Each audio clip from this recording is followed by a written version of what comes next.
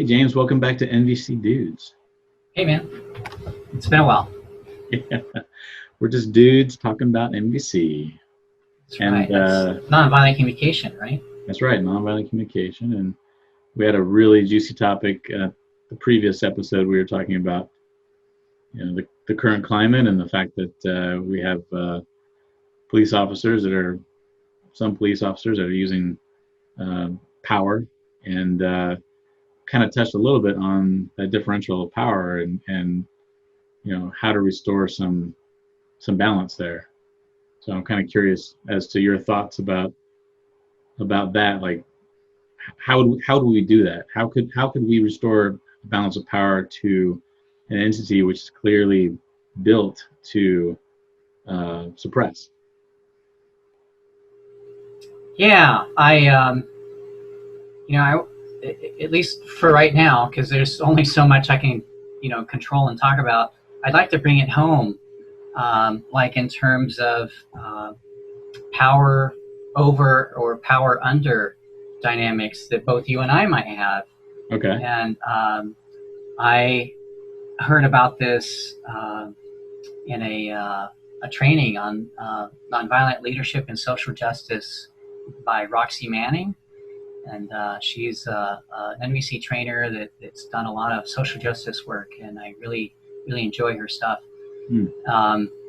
And we talked about how all of us have, in one time or another, we're either in power over or power under situations. Like, right now I teach NVC here and there, online and in person when I can. And just because of that position of, I'm the teacher and they're students. So in that sense, I have a power over position. Right. And I'm also a dad, and that's my son over there, actually. And so as a dad, I have a power over position. Right. And I'm guessing you have positions. Do you want to list some of your power over positions? Well, I was gonna say in reverse. I mean, I have a full-time job, so I have a boss. So there's somebody above me. That kind of thing that has Yeah. power. So that's a power under position. So Right. you find yourself in that relationship imbalance, the power Right. imbalance. I could probably say the same thing for my parents. Even though I'm an adult and I have all kinds of agency, there's still a little bit of a hierarchy there too. Yeah. A little bit of power under the parents. But yeah, I don't really have any positions right now where I'm power over, unless we're talking about like my niece and nephew, which when they come over and I'm babysitting them, then yeah, there's definitely an overt power for them there too. So. Yeah, and I want to call out, one of the big issues right now is, just because of the color of our skin, we're sort of inheriting power. Mm. And some people might even say, privilege.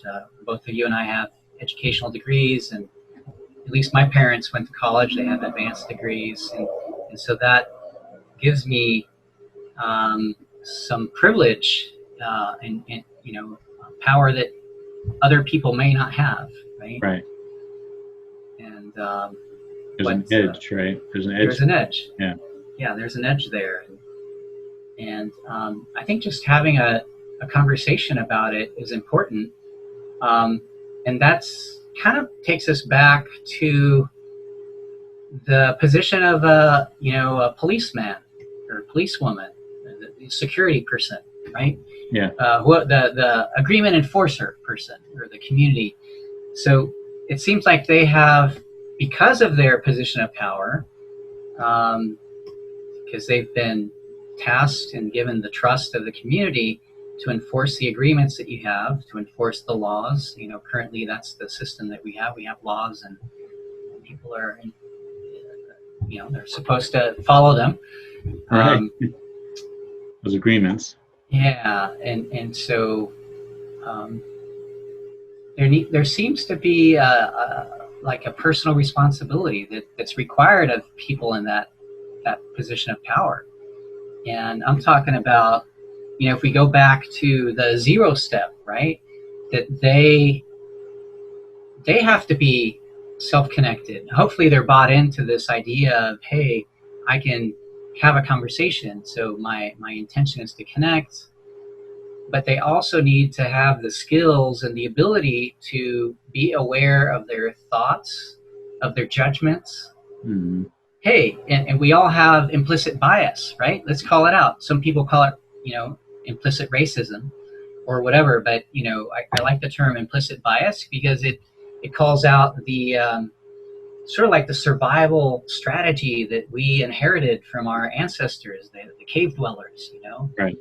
and that implicit bias kept our ancestors alive, and because of that, we're here. Right. Yeah, it's deeply ingrained. Yeah. Yeah. So becoming aware of our implicit bias, and that shows up for me when I see people that are different, that look different than me. Right. Or different than the colors of people that I grew up with. Right. And I happen to be fortunate that part of my life I grew up in the island of Puerto Rico, in Puerto Rico. And over there, the society's integrated. So I had friends of all colors. Yeah. It was beautiful. My best friends were black, brown. I had white friends, and we all played together, and it was awesome. Right. And you may not see that, in the small towns in Atlanta or like something like that, where it's like, that integration may not be as widespread. Yeah. Things are dynamics totally different here in the U.S. for sure. Right. I noticed a huge change when I moved back to the Midwest. Right. But yeah, so being aware of the implicit bias and then finding ways to transcend that implicit bias. It's like, oh wow, hey, I have this, I own it. If I don't own it and do something about it, I'm going to act out of that, that my racist tendencies, right? Right. So that's part of what nonviolent communication can allow us to do, and that's that second step of becoming aware and present to my current internal experience. Am I having judgments about what's going on? Am I judging the person that I'm looking at because they look different than me? Right. And am I scared for my safety, or am I concerned about the safety of our collective community? Right. So, yeah. And in which community are they serving? Right. Yeah. So it definitely is a new kind of conversation that Right. NVC invites us into. It's going beyond laws, right, and enforcement to really engage people with skills that so they could be like the community representatives. If you think about it, that's really what peace officers are supposed to be, right? Right. Representing the needs of the community. Right. And batons. Gosh, it doesn't seem like a baton is part of an essential part of the conversation. Right. I guess there are times when you got to protect yourself, and there's violence happening. Right. But that ought to be the last resort, right? Right. But using that baton as a tool to say something, right? To say, get back. That may not be, the best way to go about it. And I wanted to say, based on our conversation about overpower, law enforcement has even more of a responsibility for this, because their overpower is not something you can resist. Like if my parents tell me to do something and I say no, there's really no recourse for them. They can not like it. But if you defy the direction of a law enforcement person, there could be more punishment for you, for resisting. Mm-hmm. So I just feel that there is just so much more responsibility for law enforcement to wield that power carefully. Yeah. Because they won't really find a lot of people resisting because of the fear of repercussions of that too. So yeah, and yeah, such a deep topic. a lot of power. Yeah. For just a few people.